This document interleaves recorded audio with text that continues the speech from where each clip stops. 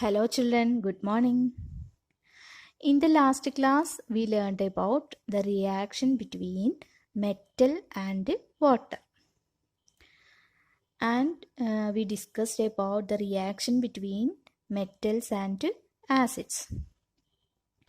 Today we are going to learn about how do metals react with the solutions of other metal salts. When more reactive metal react with the solution of less reactive metal salt, more reactive metal displaces less reactive metal from its salt. Such a reaction is known as displacement reaction or single displacement reaction. This type of reaction we already learned from lesson 1. There are 4 types of reactions.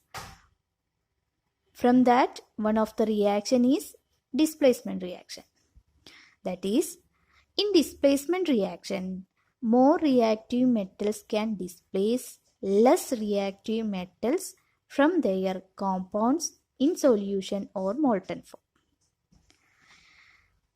When iron nail reacts with the solution of copper sulfate. Iron is a metal, copper also a metal. When iron nail reacts with the solution of copper sulfate, iron displaces copper and forms iron sulfate. Iron displaces copper and forms iron sulfate. In this reaction, iron is more reactive than copper. That is why iron displaces copper from copper sulfate solution.